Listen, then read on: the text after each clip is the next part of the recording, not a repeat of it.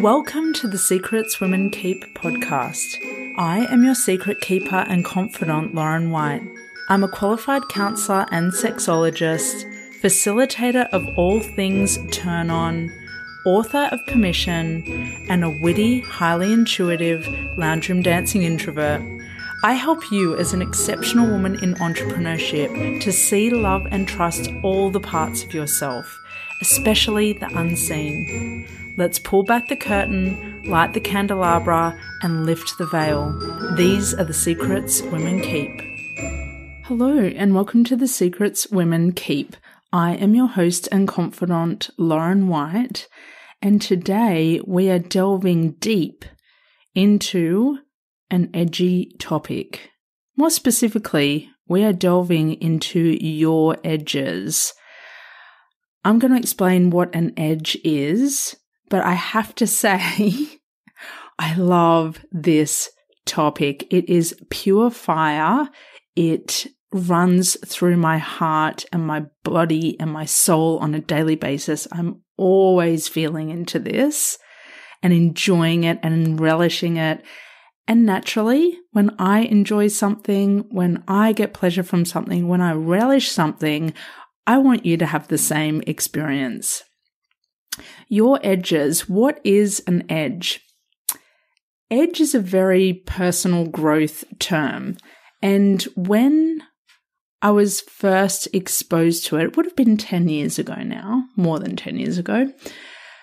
But where I really got to enjoy and understand and learn more, and more importantly, embody what an edge is, was through my training with the Institute of Somatic Sexology, where I did a certificate of sexological bodywork. All of that is about using your understanding of your sexual blueprint and your landscape and your own map in order to inform where it is that you will next learn. What method will show you where you can learn more about yourself and expand. And this is the point. Expansion is the point. If being where you are feels like you are stuck and you aren't moving and you don't have momentum, this is where edges come into effect. What I really learnt from that certificate, amongst many things, it still moves through my work to this day. What I really learned is that an edge is a beautiful precipice that you play on. What we want for your next learning edge is we don't want you to try and leap so far ahead that you go what we call over your edge. We don't want you to try to move so fast and so far from where you are to feel like you're shocked or jolted or, at worst, traumatized by doing something new and something outside of your comfort zone. We don't want that. So in the work, we say we want you to meet your edge. We want you to play on your edge, but we don't want you to go over your edge. That's not going to be helpful for learning. It's not going to be helpful for your nervous system, and it's not going to catapult your expansion at all. What will probably happen if you go well over your edge is that you will contract, you will retract, and all you learn from that is that it's not safe, and I'll talk about safety in a moment, is it's not safe for you to do new things. We don't want that. What we do want is for you to get to this really beautiful sweet spot where you feel stretched and you're exploring and you're in new territory, but you're not stepping out of your own consent. You're not being forced or pressured to do something against your will or your want. If you saw meeting your edges as a number scale of 0 to 10. The sweet spot of meeting your edge is about 7.5 to 8 out of 10. That's the spot we're going for. Anything over 8, you're probably stepping into the territory of trauma, being hurt, being harmed, and that could be that harm being inflicted upon yourself. It's not going to be conducive to learning and enriching your experience of who you are and what you stand for. When you go over that 8 out of 10, maybe even 8.5 out of 10, you emerge muddled, confused, shocked. That's not what we want for your growth. What we want is you going, I was so nervous, but I did it. And I feel fantastic. We want that feel-good feeling at the end that isn't possible from you doing what you already know and what's already familiar to you. So keep that scale of 0 to 10 in your mind. Anything that's under that 7 kind of range, from 0 to 6, is a form of comfort zone. You know it. It feels straightforward. There's no real mystery in it. You know what to expect. It is going through the motions. And that has its place. It's not like the comfort zone is a bad thing. What we want from your comfort zone is for it to be a safe, supportive space of rest and relaxation and restoration and even integration. Let's map out that 0 to 10 again. We've got your comfort zone from 0 to 6. We've got your edge, your learning edge from about 7 to 8.5 out of 10. And anything over that, you're going over your own edge where there's a risk that there will be harm or trauma or something that could psychologically or even physically set you back through some sort of injury. We don't want that. You can still play with everything that you are, your shadows, your secret desires, all of that. You can play with that in that 7 to 8.5 out of 10 when you have the right guide and the right context and the right conditions. But that is very personal. So now you know what your edge is. You can ask yourself, does this feel like 7 out of 10 for me? Is there an electrical charge to it? Is it feeling stretchy to me? Is it feeling novel to me? That's how you know that you're about to meet an edge. How you know it's time to meet an edge is that you are doing things the exact same way every single day. You know what's coming next. You're going through the motions. That might be well-deserved respite after a big surge or a big output of energy in your life and your work or recovery from illness. There comes a point that going through the motions has you operating from a place of boredom and detachment. They're not really edgy places to dwell in. A little bit of boredom is good for new creations to come through, really dulling down our sensory input so that we can receive something. Where you're not meeting any edges by being bored is when you're apathetic and you shrug your shoulders and you say, I don't care. You say, whatever. All of those signs are pointing to the fact that you've become complacent with yourself. And when you become complacent, you're not really living life and really experiencing its meatiness. and its juiciness. So you can do it for so long. It will become uncomfortable though, just living and dwelling in that comfort zone. What will happen is the same things will just keep playing out on a loop because you're not there instigating a shift or a change or intercepting. This episode is a call to intercept if you've been cruising along. Before we go on to talk about ways that you can meet your edges, I need to do a bit of a disclaimer. You being perpetually stressed is not you meeting your edges. I have confused these in the past. You being perpetually on edge is not you meeting your edges. Why? Because you're not learning. What you're doing is reinforcing a belief that you have to be switched on all the time or a lot of the time, that it's not safe for you to leave a stress loop, that is your status quo. That is not you meeting an edge. That is you being complicit in the continuation of a pattern where you're not learning.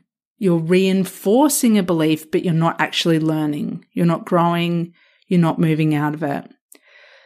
So if you are perpetually stressed, do not confuse that for I'm constantly growing. Stress will inhibit how much new information you take in, and stress will inhibit the laying down of the pathways of that new information so it's integrated and a part of you. If you find yourself saying, yeah, I know, that doesn't mean that you know deep in your body. That just means that your head has heard that information before. Doesn't mean that it's integrated and instilled that as wisdom. Big, big, big difference. So for you, stress, perpetual stress, could well be a sign that you're ready to meet a new edge. And here's a twist. For you, resting might be your edge. I am someone who moves very fast.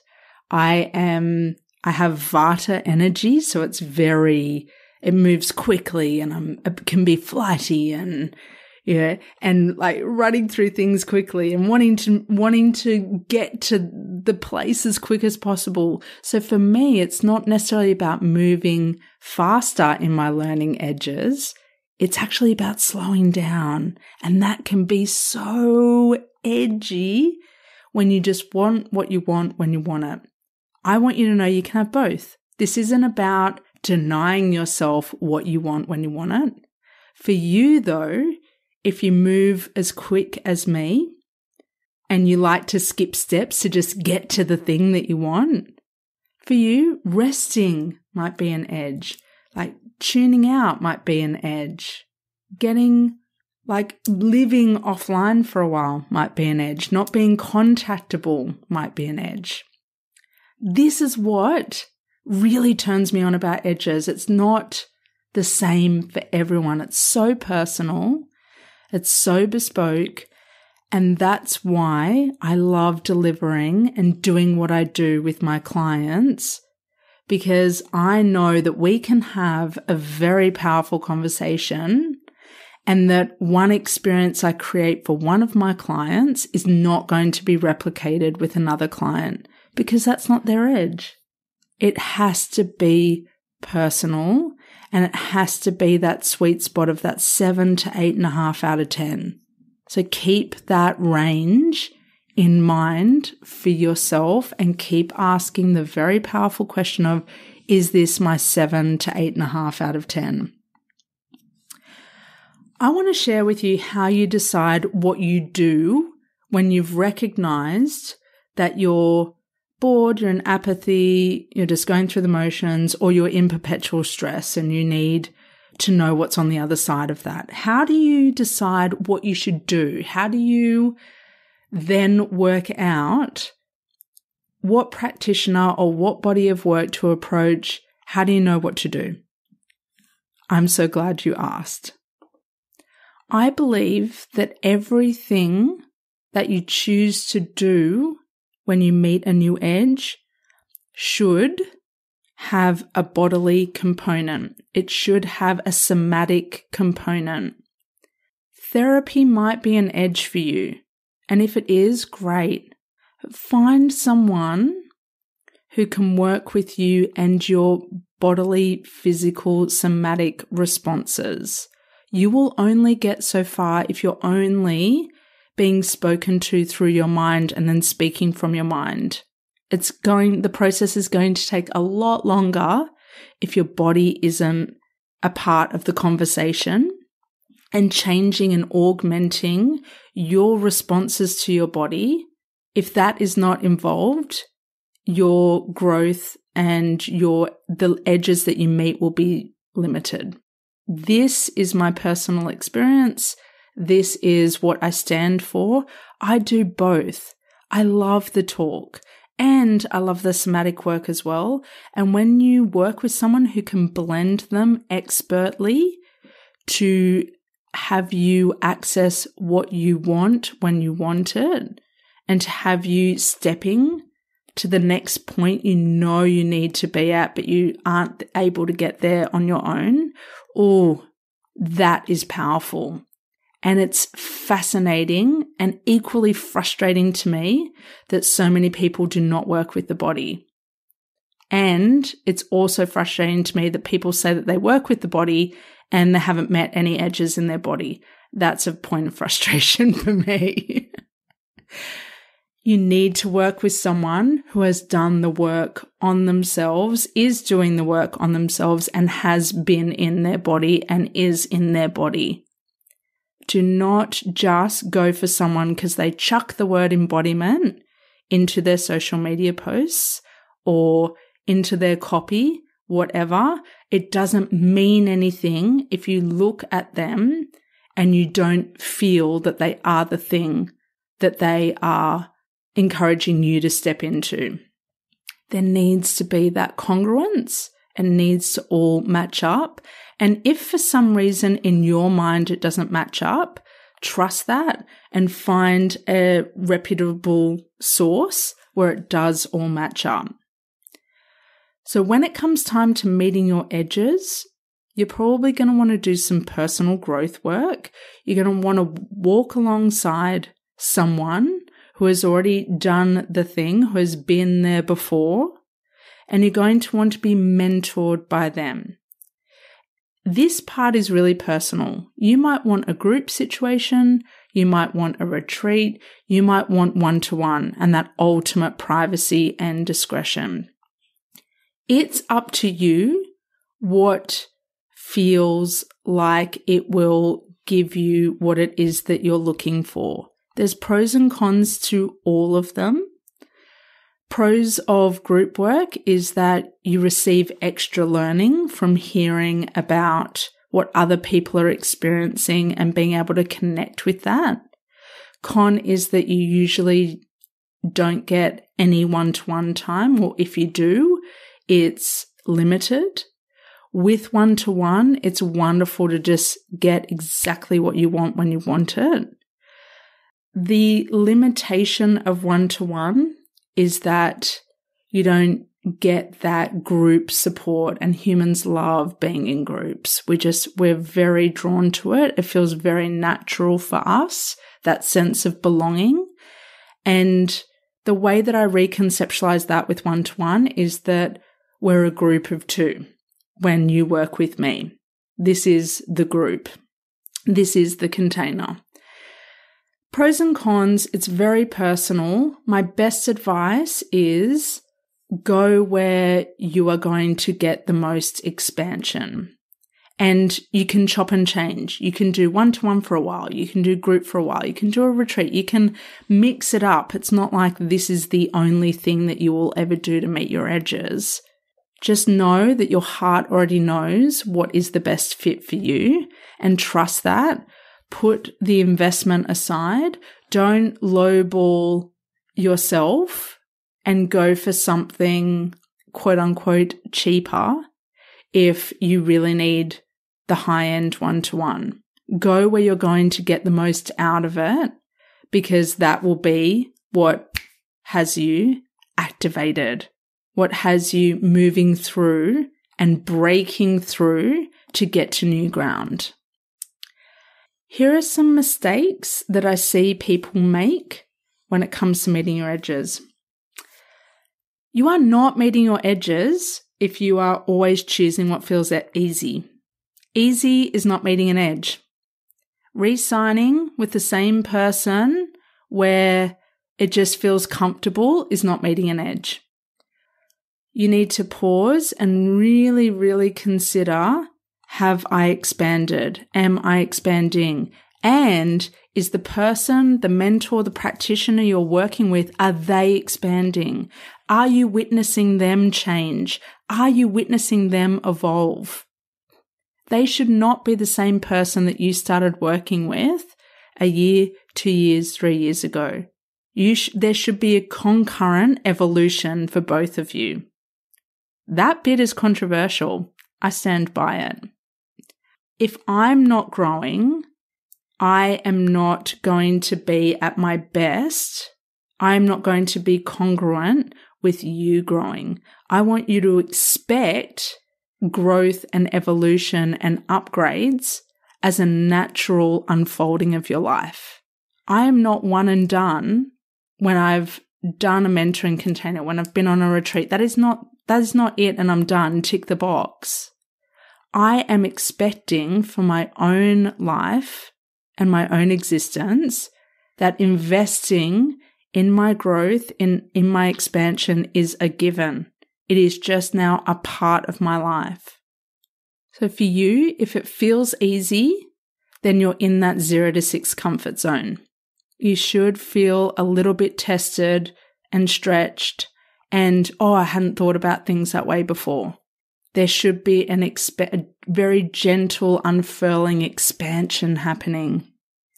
The second mistake I see people make with edges is that they're asking other people to do things that they're not willing to do for themselves. Stop doing this. Stop being lazy and not doing the work on yourself. I don't care if you did it 10 years ago, you're out of touch. You need to go back in and find your edges for yourself so that when you share with your clients, your friends, whoever you are in contact with, you are congruent. You are the thing. You have your finger on the pulse of what it's like to feel that trepidation, to feel that sense of, I don't know what's going to happen, but I'm here for it. To ask that question of, I know who I am and I want to find out more. What else is there?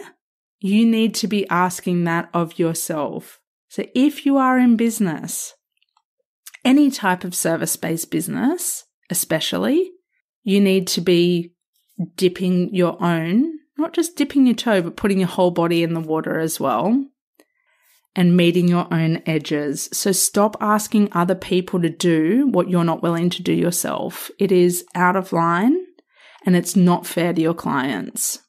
You need to be totally congruent, and then their results are going to be mirrored from your congruence. Okay, it goes both ways. The third thing that I see people making mistakes with when it comes to edges is that they're going full throttle. They're going full throttle with edge dwelling, and they've not realized that they've actually gone over their edge because they've gotten addicted to the chase. They've gotten addicted to the rush of having a breakthrough, and they just keep going back for more without acknowledging the power of integration and stepping back and rest. That part is just as important as you meeting your edges. So everything that you do where you meet edges, you need to account for rest, integration, recalibration. You can't just keep hopping from mentor to mentor, experience to experience without the pause. I've seen it happen before, and what evolves is you don't know what you think anymore. You don't know what you believe. You are a mishmash of ideas. You're a mishmash of random quotes from your mentors and what they've said, and you lose your voice. And when you lose your voice, you lose your power. I'm a very all killer, no filler kind of woman. I always appreciate quality over quantity. So go all in on something, do it well, reflect on what you've gained from that, pause, rest. And if you recognize that you have another edge to be met, then look at the next thing. Watch out for lots of overlap, lots of different experiences. It gets messy. And what happens is you're not felt as a clear channel. You're not felt in your clarity because there's too much input. Do one thing, do it well, go to high quality sources. Don't go for lots of low price offers and overlap them and I'm with this mentor and that. Don't be a junkie. Go for the high grade, high quality option and walk away knowing exactly what you received and exactly how that learning has been integrated and alchemized into knowing. That's what matters. I trust that this episode has activated you to meet your edges, to take the next brazen step into meeting all of yourself. Your power, your authority, your turn on, your passion, all of it. If you are a female founder who has noticed that things are ticking along, but you've become complacent, you've become a little bit stale, it's time for you to meet new edges within yourself. Your personal growth is the key to your business growth. So if you know that more is possible for you, I invite you into the most bespoke, discreet, one-to-one container with me, the world's foremost confidant to women, as your guide. This is not for the faint at heart. This is not for women who want to live in cruise control or those that think that mainstream is enough. Everything we do is spacious, personal, luxurious, and all in the name of you embodying the new femme waves of life and work in your business, brand, and the bedroom. To receive my full attention on your growth and expansion, indulge in the application form in the show notes.